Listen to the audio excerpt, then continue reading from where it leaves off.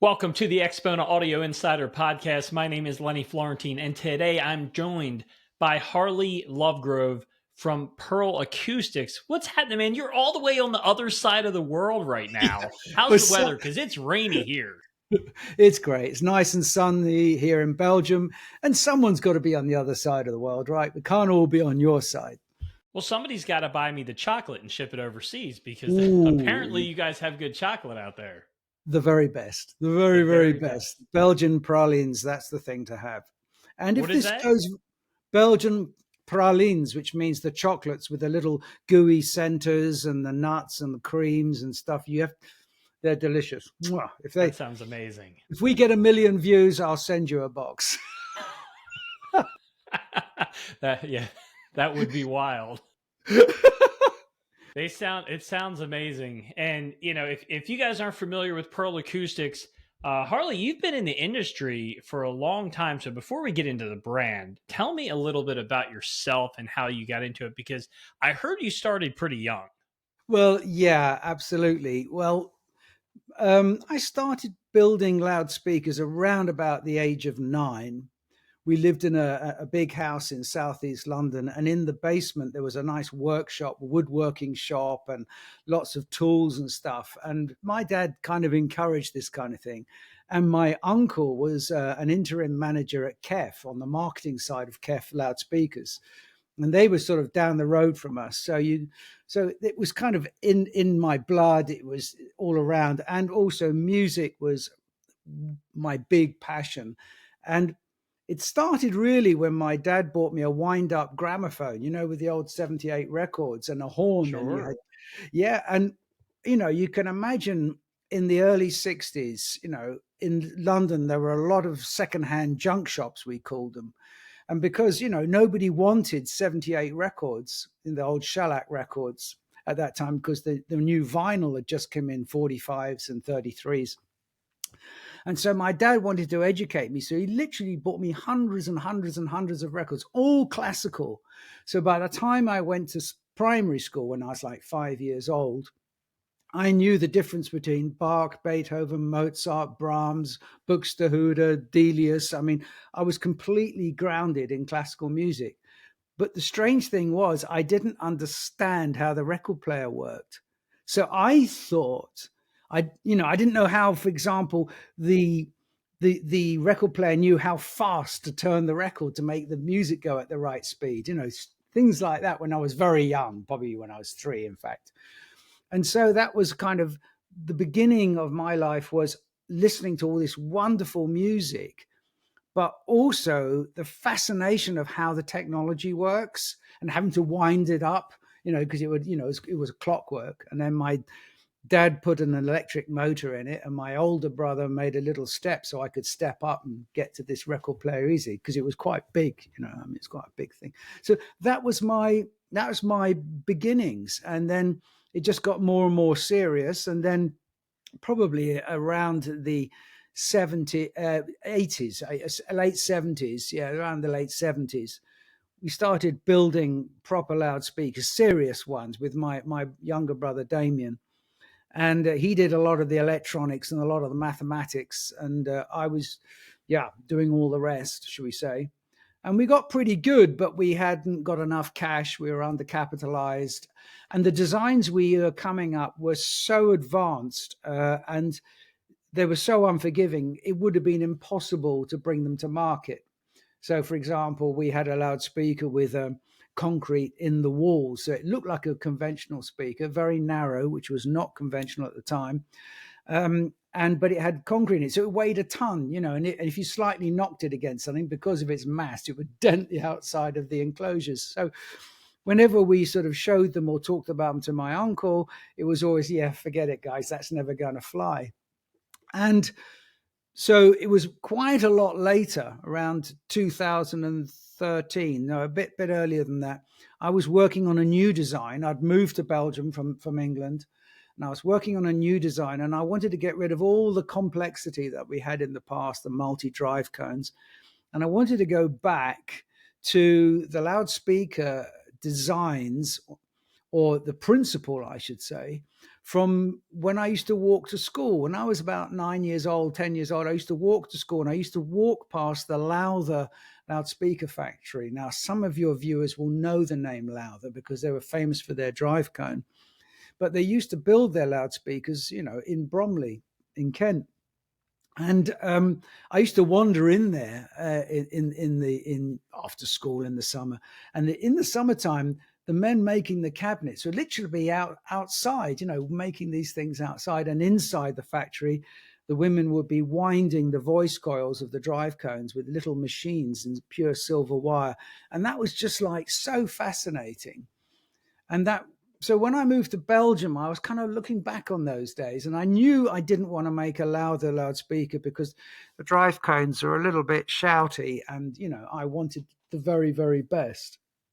So I came up with a new design, and it needed a tweeter and a woofer, but it looked very, very similar to the loudspeaker that we now know as the Sibelius. But I need to tell you in a minute, the name's going to change. But that concept of keeping it as simple as possible. And then a few years later, so that design started with the tweeter around 1995. Then round about 2005, 2010, I started working with a guy called Mark Fenlon, who owns a company called Mark Audio. And I was explaining to him what I was trying to do and how I desperately wanted to do everything in one drive cone with no compromise. And he said, Harley, I've got just the thing for you. So he sent me some samples, and it worked pretty well. But it was a lot of toing and froing. And eventually he made a custom designed unit with a voice coil specifically for what I was doing. Because another great thing happened at that time. I was working with a client who made, a woodworking shop, and they were working a lot in natural oaks and beech woods and that kind of thing. And I said to them, look, I've got this design and I'd like to try to make it in 3 centimeter thick, solid French oak, because that is so rigid, it's so dense. And they had a go. And the boss of that factory was a civil engineer from the University of Leuven. And so that's what he did.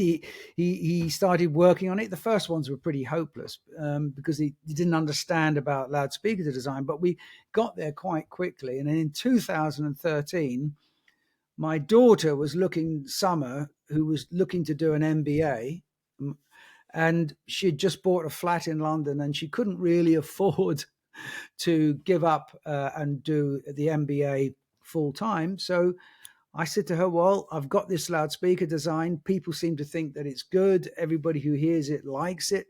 Why don't you set up the company? And so she set up the company. She built the website. She recruited our first salesperson.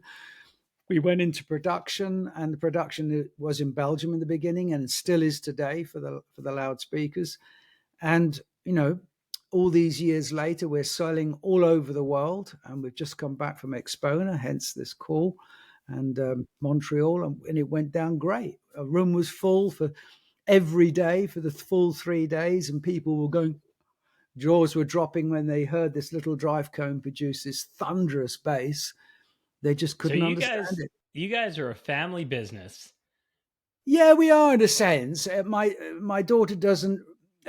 She's still the CEO, but she's not so much in the day-to-day running. She keeps an eye over where it's heading and the major decisions.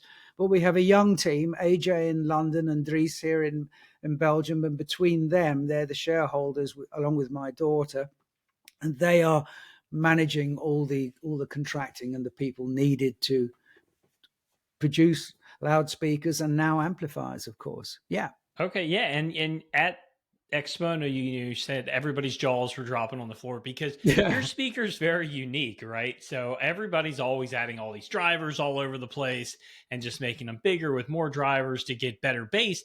But the way that you design your loudspeaker, you have a single driver that can deliver really good bass, and it just sounds amazing. So tell me about the design of your loudspeaker. Well, I also make a lot of sound recordings for classical music because we involved very much with a a not-for-profit organization for extremely gifted young classical musicians. And we make recordings even for big labels like Naxos and stuff. And so I'm kind of known for that. But when you're working with cellos, double basses, violins, that kind of thing, there is an immediacy, because the sad thing is, to be honest with you, is that most of us go to concerts or go to jazz clubs or whatever, and we never actually hear the instruments. What we hear is the PA system, and there's a microphone between the instrument and then, an amplifier and then a pair of loudspeakers in the live setting. But if you sit in a room with good acoustics, with a violin or a cello or a piano, the sound is completely different. It makes the hairs on your arms stand up. So this close proximity to acoustic instruments has always reminded me that everything in my listening room is an approximation. And what I wanted to do is get as close as I possibly could. So I chose the cello, the instrument, the cello, because it's between obviously the violin and the double bass. And if I thought, well, if I can get that sounding exactly right, then everything else will work. And that's kind of how it started. And then I was thinking, well, how does a cello work? I mean, because if you think about it, if you get like a double bass and somebody plucks that string, you can hear and feel that bass note right at the back of a big concert hall, even over a symphony orchestra. So what's happening as you pluck that string, the string is moving fraction, less than the width of my little finger, and it's going over a wooden bridge.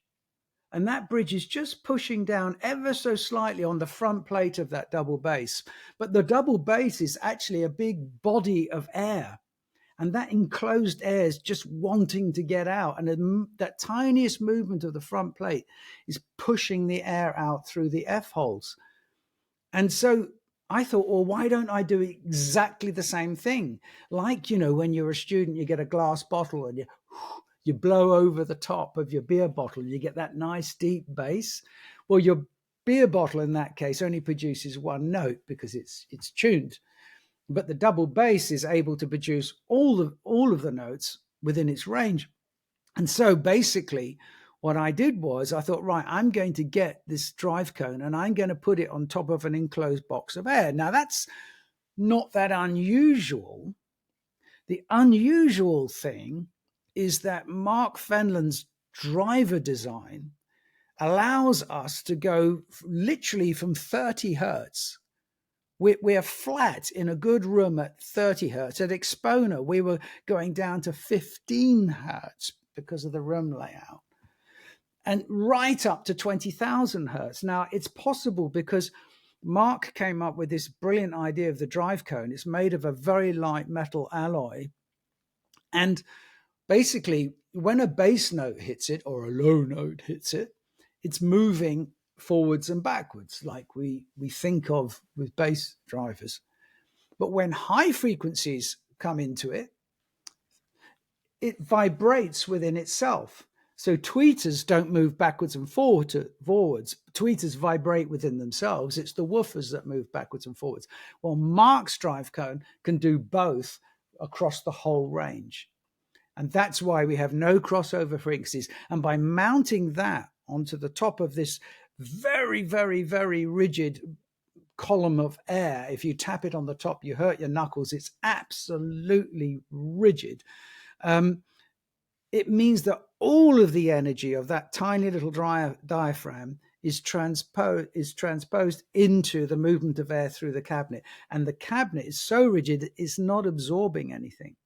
Now, if you think that's unusual, if you think of a bass clarinet or a big bassoon, which you have in the orchestra, which play very, very low, well, they have two little reeds, which are about the width of my little finger. And the player blows through that reed and it goes down the pipe, but again can produce very low notes. So we don't need big drivers to produce bass. In fact, that's a kind of anathema. Big drivers can move a lot of air, but they're not the best for bass. When I'm recording bass drums or double basses or very low bass notes, I use a microphone with a diaphragm no bigger than my thumbnail. And it's able to reproduce everything from 5 hertz to 30,000 hertz.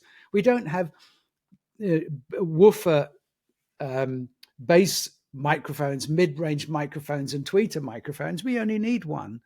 And what we're doing is exactly that. We're putting a microphone in reverse on top of, on that enclosure. No electronic components inside whatsoever, just the 2 wires from the back of the amplifier, and it will produce those full frequencies without any shouting or unpleasant noises. Hopefully, it will only produce what it's given. Yeah. That's one of the first times I've ever heard of that being done. I mean, I don't know if other people do that, but I'm used to there being crossovers in the speaker. Yeah. So, well, there are a lot of people, especially in the DIY community worldwide, doing this, because often the enclosures are very difficult, and that's the challenge for our loudspeaker. The enclosures are extremely difficult to build because they're like musical instruments to build, because they all have to be glued together. There are no screws, nails, or pins or anything. It's all clamped together, 24 clamps by hand. Very complex to cut as well. So yes, there is a movement of people doing it, but most designs require what they call a step filter, which is a crossover as such, but it cuts out certain frequencies to make it nice and smooth. But I spent 10 years developing this loudspeaker, the 10 years developing it to get it nice and smooth without any step filters. And that's where Mark and his magic came in, to be honest with you, and his patience with me. Because I was, I was just determined that we were going to get this right, regardless of cost and regardless of time. And there was another famous speaker manufacturer that actually believed in a single driver on a speaker. Am I right? There's loads. There's a little story I read from John BMW. Bowers. Yeah, Bowers. Yeah, great man. Really a fantastic guy. He was the competitor of KEF, of course. Both UK companies.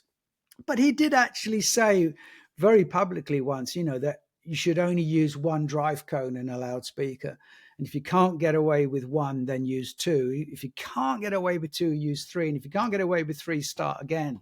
And that was really his philosophy, because he knew, the big problem is you've got a woofer, which is mostly concave, right? So it's pushing the sound out concave. You've got tweeters, which are mostly convex, pushing the sound out convex.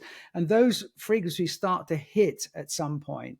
And you've got the characteristics of those loudspeakers. So the crossover is not only splitting the signal to the different drive units, it's also trying to get them all in phase with one another. And and Damien and I, we built loads of them in the past, absolutely loads of them. No problem. We made some really, I think, great loudspeakers. And there are some fantastic multi-way loudspeakers on the market. But if you can get it to a single drive cone, you get the magic of really wonderful 3-dimensional images, width and depth, and a kind of, our customers are always saying to us, and people visiting us saying, the hairs on their arms rise up, on the back of their necks rise up, because it's becoming so real. And that's because there's no detail being lost. Everything that's going through that tiny little coil that's making that cone move is being reproduced. Nothing is getting lost in its conversion process. And I know lots of other manufacturers will say, they've solved that problem, but you can put our Model 1 loudspeaker, formerly known as the Sibelius, next to any of the big names, and you'll see, and people will testify that these things, they work, they really, really work, but they give you a sense of being there. And it's because it's a microphone in reverse on a very rigid cabinet. That's wild. But it's old technology. Yeah. The old technology is 300 years old or more. Baroque church organs were built with very rigid wooden pipes. I'm not really doing anything new. I'm just applying modern material science with that drive cone to very old principles. Now, So you mentioned the name, which the Sibelius, is that yeah, right? yeah. Okay, I was waiting to butcher it, but it didn't happen. But that at this time when we're filming is about to change, but when this comes out, it's already going to be changed. So Yeah, let's talk about that. well, that's a bit of a difficult conversation because of the fact that when I invented or created this loudspeaker, I spent years and years on it. My all-time favorite composer is Jean Sibelius, a Finnish composer. And when I was struggling with the design day in, day out, trying to get the damn thing right, I was often playing his Fifth Symphony because you've got these great brass sections, ba da ba ba ba, and beautiful strings and percussion. Oh, it's just a wonderful piece of music. So, once the thing was finished, I said, right, I'm going to call it the Sibelius. And my daughter went, really? And She's like, are you sure that's what you're going to do? Yes, of course. Everybody knows Sibelius, do they? And when AJ joined, he said Sibelius, or what is that? And then when Dries joined, and when others joined, and so basically, the big problem with the name Sibelius is the fact that not many people know Sibelius's work, and when they do, they think, oh, this loudspeaker can only play classical music. It can't do drum and bass or electronic music and rock. And of course, I didn't know it could until my daughter and AJ and Dries and other people started playing that music through it. I never really tried. I only tried jazz and classical. And so there's been discussions, and in homage of my handing over the day-to-day management of the company to the team completely now, they have said, look, we want to call this Model 1 because it's the first product that Pearl Acoustics produced, and it's got one driver, it's one design. The design is never going to change. There will not be a Mark II or a Mark III or a Mark IV-A because it's as perfect as we can get it, and it's technology. So, for example, the design of a cello, you don't suddenly see new shapes or coming out because actually it's fine. Just leave it alone. And what's more, it's a bit embarrassing for me to tell you, but they have now removed Sibelius's signature from the brass plate on the back. And the next one's being shipped will have my signature on it because it's that's fun. I like that. That's awesome. In homage to me. I'm a bit embarrassed about it. Would be more fun as somebody buying the speaker to have the inventor engineer's signature on it. I love that. That's great. Yeah, so it's something that they came up with. I felt a bit awkward with it, but I'm getting used to it now. And the first ones are going out now with that name. So it's a kind of transition and moving away from that startup point because the company's turning into a serious business. We have 70,000 subscribers on our YouTube channel, and some of our I'm videos. On here with a real YouTube star. I was waiting to bring that up. Like 70,000. That's amazing.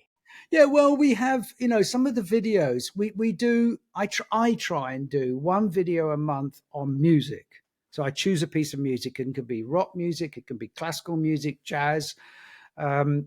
Like, for example, I did Schubert's Piano Sonata number 21. That did 184,000 views in its first month. I thought it'd only do like about 5. Right. And then I will try and do a hi-fi topic. So, for example, I did a topic on iconic turntables.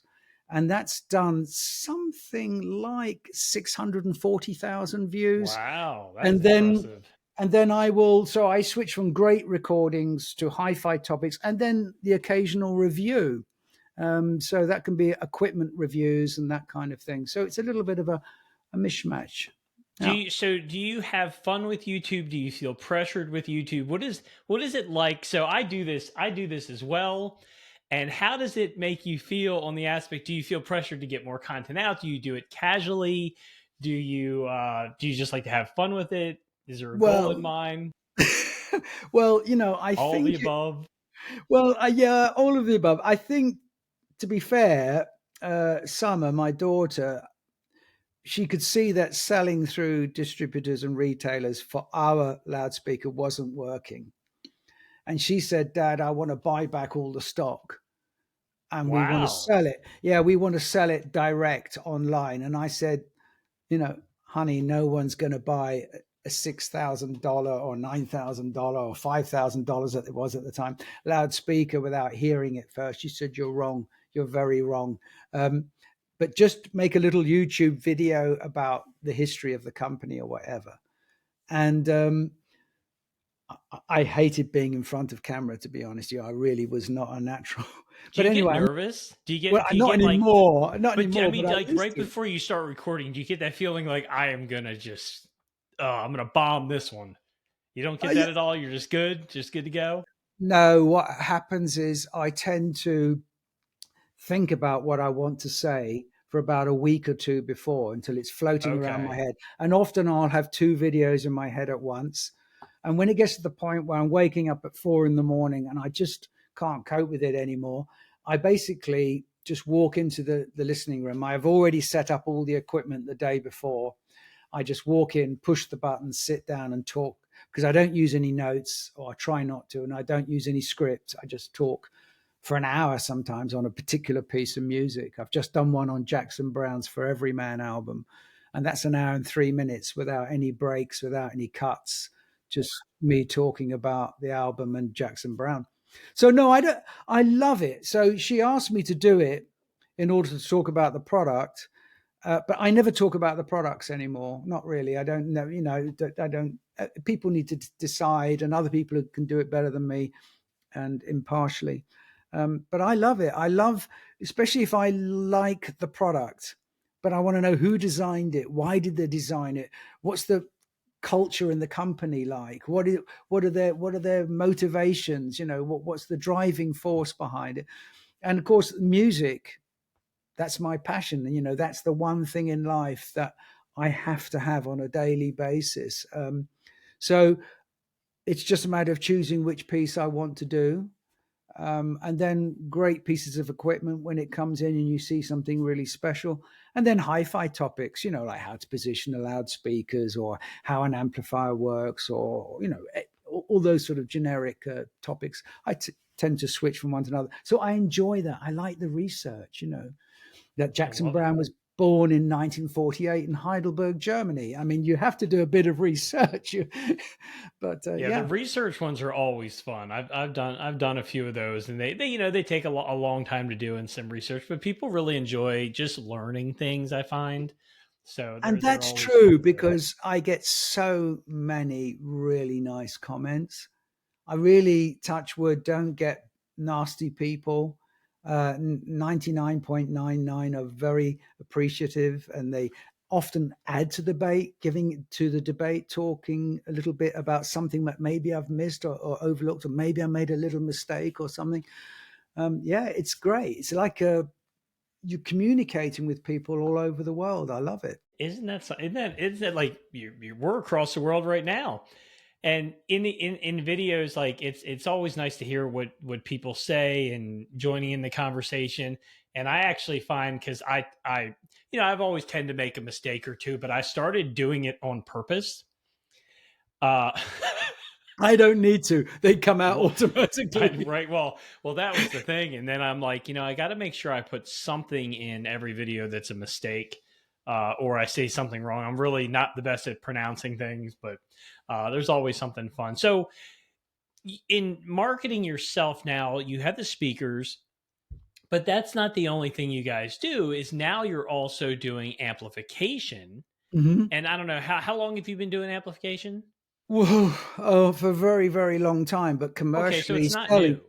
Well, it's not new, but it's new is the fact that we're selling them, because of the Okay. fact that back in 2013, when the Model One loudspeaker was ready and launched, there was always in my mind, what would be the perfect amplifier and what amplifier would I like to drive it with. And I was always kind of hooked on single-ended tube amplifiers. I don't know why. And then I liked anything with Class A, because again, everything's amplified in one cycle. There's no switching, and it just seems a logical extension to get things as simple as possible. Because Summer came up with 3 key words for our company, which we all know and we talk about inside out. The first word is purity. We need to have everything that's pure, and then it needs to be simple, and then it needs to be sustainable. So those are our 3 words. And simple isn't easy, designing a single drive cone without a crossover, making it sound right. It's a whole complex process. But, for me, it's those elements that are important. But I've gone on a sidetrack, and I'm sorry about that. Remind me, bring me back to Mother Earth. Let's talk about the amplifiers. Yes, that's sorry. I was actually into that listening, but yeah, let's go into the amplifiers. So right, you have 2. Well, yeah. So basically, I wasn't qualified to design an amplifier. I'm just don't have enough experience. And so we went out to one person, that didn't work. And then we went out to another company, and then we started working with them, and we started developing this wonderful single-ended tube amplifier. And just as we brought it to market, February before last, and we launched it in Bristol, they sadly said, look, guys, I'm very, very, very sorry, but we haven't got the capacity to manufacture this. So we had to, after selling the first 6, move that production to Belgium. And in doing so, we've relooked at the design. We've redesigned certain things. We've made it simpler. We've made it in a way that we hope it will last for 40 years without any maintenance. Maybe you'll need to change a tube or 2, maybe. But it's really about sustainability. So you buy something once and it lasts forever. So we're now working with Lundal transformers, and we're hoping that these ones will be exactly what we need. So we're 95% there, and we hope that will be back on the market and produced in Belgium, sort of Belgium, UK, final assembly in the UK. And that will come onto market, I'm hoping, in December. But it's working. We've got it. It's wonderful. But it's just full production is different from making 1 or 2. Sure. And we're working with a medical supply company, a company who makes highly sophisticated electronics for medical industry, because we want the quality of build and the reliability to be second to nothing. So that's one amplifier. And it sound, I love it. I just love the sound of it. And this is the tube amplifier? Yeah, it's the 170. We call it the 170 because it can take a 170 tube, but actually I prefer it with a 150 tube. I mean, that's one of the beauties of tubes. But that's our winter amplifier, because my first listening room, the listening room in my home here, is sort of under the roof, and in the summer it gets quite warm. So I don't really want a vacuum tube amplifier heating up the space already. So I've always wanted, a Class A silicon, but they get very hot. And my friend Bruno Putzes, the guy who designed the Hypex Class D amplifiers and then the Purify modules, he lives just down the road here, because in Belgium there's some amazing hi-fi designers because of Philips and the development of the CD and all of those amazing electronics. Well, Bruno was part of that team many years ago, and he went on, as I just said, designing the world's best Class D amplifiers. But there was still something about Class D that just a bit dry, it's nice, it was perfect, but so I said to AJ, look, we've got to do something. And I threw it out there to everyone in the world. Come on, let's make a great front end for Bruno's Purify amplifiers. And AJ remembered that when he was a young boy, and his father was an electronics engineer. So AJ is our technical guy in London and customer service person. he was making his own little amplifiers, again around the age of 9 to 10. And he'd have his little sand transistor there, and he'd have a power supply, and he would turn the power up, play music through it and turn the power up until it basically melted. But he noticed that just before it melted, it sounded really good. So he kind of went back in his mind about how would he approach getting this wonderful sound, but using a Class D.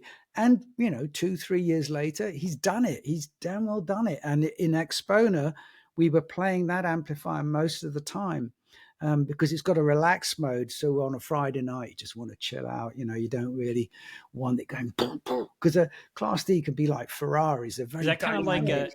Is that kind of like a loudness switch, like a relax? No, it's like a loudness switch, except loudness sort of boosts the bass a little bit. We don't want to do that because the Sibelius loudspeaker, or the Model 1, I need to say, actually, when you turn the volume right down, the bass remains exactly the same. It doesn't need any boosting at all because it hasn't got a heavy mass drive cone needing lots of energy to move it. So I didn't want that. No, the relax is just basically taking the edge off, smoothing the top a little bit, but it's also just taking some of those dynamics out.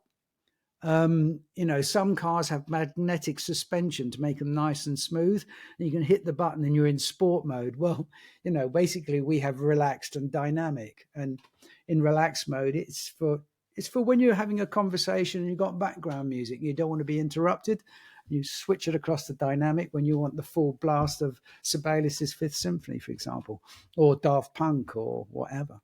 So yeah, that's the 7040 amp. We're calling it the 7040 because Bruno's module is called 7040, and we owe that respect to him because without that module, we haven't got an amplifier. And again, this is designed to the highest possible standards, with all the cooling systems being purely done through convection through the unit in a way, again, that it should last decades. You buy it once, you plug it in, and then you forget about it.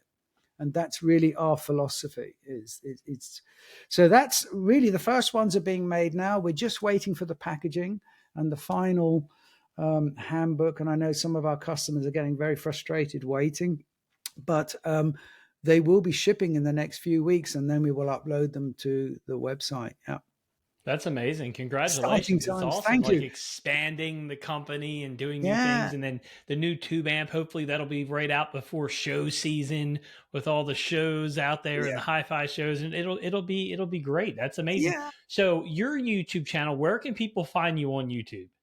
Well, it's the Pearl Acoustics. So you go to YouTube Pearl Acoustics. And you'll find that's the name of the channel, or they can find Harley Lovegrove Pearl Acoustics, and I'm sure they will come across it. What was your favorite video you ever made, in your opinion? Not the view count. No. Your favorite one that you're like, I like that one? Well, I think it's always the last one, isn't it? For me, I've just done one.